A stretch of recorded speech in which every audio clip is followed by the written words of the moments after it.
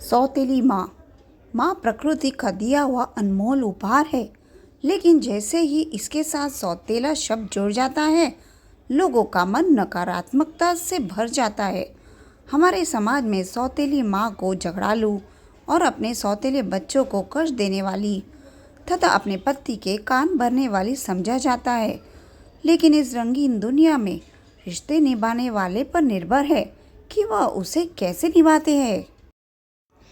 दोस्तों, यह कहानी एक सौतेली माँ की है जिसने अपने प्यार की ऐसी मिसाल पेश की कि लोगों की सौतेली माँ के प्रति सोच ही बदल गई। प्रीतमपुर गांव में एक जमींदार रहते थे। उनका 8 वर्ष का एक बेटा था जिसका नाम विक्रम था। वह उम्र में छोटा ज़रूर था, लेकिन उसकी ठाठ में कोई कमी नहीं थी। वह राजा महाराजाओं की तरह बर्ताव किया करता था। हवेली के सारे नौकर विक्रम के इशारों पर नाचा करते थे। उसके बात करने का अंदाज शाही था। विक्रम की माँ यानी जमींदार की पत्नी का 6 माह पूर्व देहांत हो चुका था। जमींदार अपने बच्चे की जवाबदारी अकेले नहीं संभाल पा रहे थे, इसलिए वह दूसरी शादी करने का विचार करते हैं। गांव के पंडित जी उन्हें पहले ही कई रिश्ते दिखा चुके थे। उन्हीं में से एक अच्छी पढ़ी लिखी लड़की जमींदार को पसंद आती है। वह एक गरीब परिवार की लड़की थी। उसके पिताजी अपनी बच्ची के भविष्य के लिए एक बड़े घर में रिश्ता करना चाहते हैं और ज़मींदार एक बहुत बड़ी हवेली का मालिक होने के साथ साथ कई तरह के कारोबारों का भी मालिक था,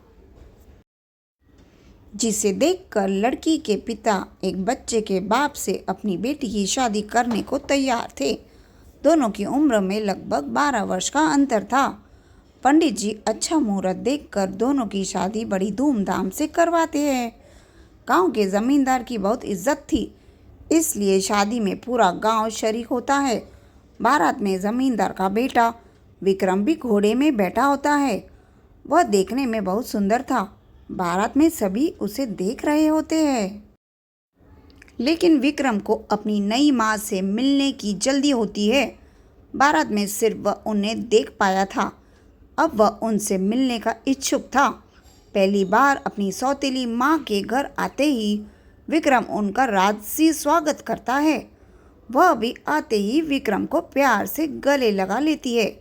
जमींदार की नई पत्नी स्वभाव से बहुत शांत और सुशील थी। वह विक्रम को देखकर खुश हो जाती है। विक्रम बहुत प्यारा बच्चा था, इसलिए वह पहली ही नज़र में उसे अच्छा लगने लगता है। वह विक्रम को एक सगी माँ की तरह प्यार करने लगती है। विक्रम के जीवन में खुशियाँ आ चुकी थी और अपनी सौतेली माँ के आने से विक्रम अपने पिता से भी ज़्यादा खुश था। उसे अब अपनी सगी माँ की कमी महसूस नहीं हो रही थी। उसका जीवन खुशहाल हो चुका था। एक दिन जमींदार सुबह सुबह बिना नाश्ता किए ही घर से निकल जाते हैं और दोपहर को वापस लौटते हैं, लेकिन बिना कुछ खाए पिए अपने कमरे में चले जाते हैं। कई घंटों तक जब उनके कमरे का दरवाज़ा नहीं खुलता तो उनकी पत्नी दरवाज़ा खटखटाती है। काफ़ी देर तक दरवाज़ा खटखटाने पर भी अंदर से किसी की आहट सुनाई नहीं देती। तभी वह नौकरों से दरवाज़ा तोड़ने को कहती है और जैसे दरवाज़ा खुलता है उनके पैरों तले ज़मीन खिसक जाती है। ज़मींदार फांसी के फंदे से लटक रहे होते हैं और उनके बिस्तर पर एक चिट्ठी रखी होती है। इतनी कम उम्र में बेचारी का सुहाग उजड़ चुका था। अपने पिता की मौत की खबर सुनकर विक्रम को गहरा आघात पहुंचता है। वह मानसिक तौर पर हतोत्साहित हो जाता है। अभी अभी उसके जीवन में सौतेली माँ के रूप में खुशियाँ आई थी, लेकिन अब उसके सिर से पिता का साया हट चुका था। दोनों का बहुत कुछ छीन चुका था, लेकिन अभी तो दुखों की कुछ बूंदें ही गिरी थी। सैलाब आना बाकी था। जैसे ही जमींदार की पत्नी उनकी लिखी चिट्ठी पढ़ती है तो उसके होश उड़ जाते हैं। जमींदार की सारी संपत्ति छीन चुकी थी और अब वो कर्जदार हो चुके होते हैं। दरअसल उन्हें एक प्रोजेक्ट में बैंक से लोन लेकर बहुत बड़ा निवेश किया था, जिसके लिए उन्होंने अपनी सारी ज़मीन जायदाद गिरवी रख दी थी। लेकिन वह प्रोजेक्ट बर्बाद हो गया, जिससे उन्हें भारी नुकसान हुआ और अब उनकी सारी संपत्ति नीलाम होने वाली थी। वह उसे अकेला छोड़कर जिंदगी नहीं बसाना चाहती थी, इसलिए वह अपने पिता के घर नहीं जाती। लड़की के सारे रास्ते बंद हो चुके थे, लेकिन गांव के लोगों की मदद से उन्हें इतने पैसे तो मिल चुके थे कि वह कुछ महीने किराए के घर में गुजार सके। विक्रम की सौतेली माँ पढ़ी लिखी थी।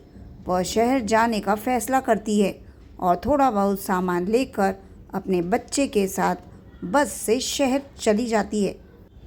विक्रम अनाथ के साथ साथ गरीब भी हो चुका था। जमींदार की मौत के कुछ दिनों बाद ही इनकी सारी संपत्ति नीलाम कर दी जाती है और इन्हें सारे कारोबार के साथ साथ हवेली को भी छोड़कर जाना पड़ता है।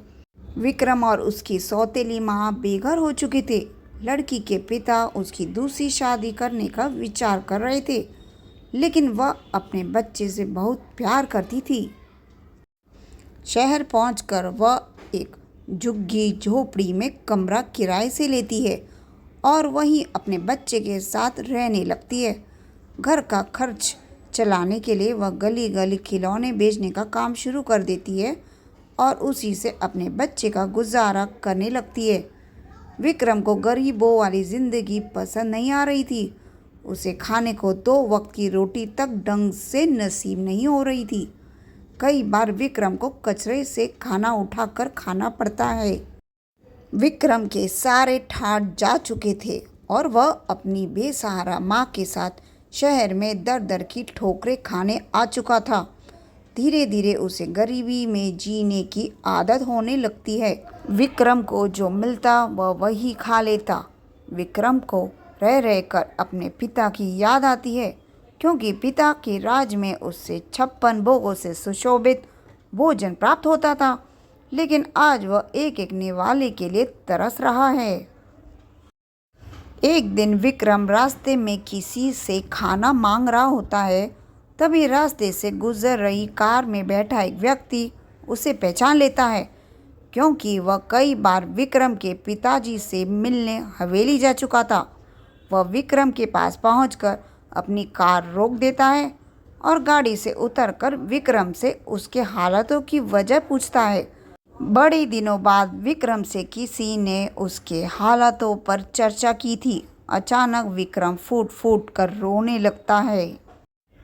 वह उन्हें अपना समझकर सारा दुख बयान कर देता है। यह व्यक्ति एक बहुत बड़े व्यापारी थे और वह जमींदार को अपना अच्छा दोस्त समझते थे, लेकिन व्यापारिक यात्राओं के कारण कई सालों से वह जमींदार से मिल नहीं पाए थे। जैसे ही उन्हें जमींदार की मौत का पता चला तो उन्हें भी बहुत बड़ा झटका लगा। वह विक्रम से कहते हैं, तुम लोग इस समय कहाँ रह रहे हो बेटा? विक्रम उन्हें अपनी झोपड़ी में ले जाता है और अपनी माँ से मिलाता है। वह उनकी कुछ मदद करना चाहते हैं, इसलिए कुछ पैसे निकालकर विक्रम की माँ के हाथों दे देते हैं। लेकिन वह खिलौनों से इतना कमाने लगती थी कि अब वह किसी का ऐसा नहीं रहना चाहती थी। जैसे ही इन्हें पता चलता है कि विक्रम की माँ खिलौने बेचती है, वह खुश हो जाते हैं, क्योंकि इत्तेफाक से इनकी भी एक खिलौने की फैक्ट्री है और इन्हें एक अच्छी सेल्स गर्ल की तलाश थी। विक्रम की सौतेली माँ सड़क पर खिलौने बेचते बेचते एक कुशल विक्रेता बन चुकी थी और वह इनकी कंपनी में नियुक्त होती है। अपनी कड़ी मेहनत और लगन से 2 सालों के अंदर खुद की एक छोटी सी खिलौने बनाने की फैक्ट्री खोल देती है और अब धीरे धीरे इनकी ज़िंदगी बदलने लगती है। विक्रम भी अपनी सौतेली माँ के साथ खिलौने की फैक्ट्री में काम करने लगता है। इनकी फैक्ट्री के बने हुए खिलौनों की मांग देश विदेश तक होने लगती है और कुछ ही सालों में उनकी कंपनी का नाम पूरे देश में होने लगता है। और कड़े संघर्ष के बाद जमींदार की पत्नी एक अरबपति महिला बन जाती है। उन्होंने अपने बेटे के लिए फिर से वही जिंदगी ला कर रख दी थी जिसकी उसे आदत थी। विक्रम अपनी सौतेली माँ के त्याग और मेहनत का ऐसा नहीं चुका सकता था। वह अपनी सौतेली माँ को भगवान की तरह पूजने लगता है और गमो बादल छंटते ही खुशियों की बारिश के साथ वह कहानी खत्म हो जाती है। Thanks for watching my video. Please like, share and subscribe.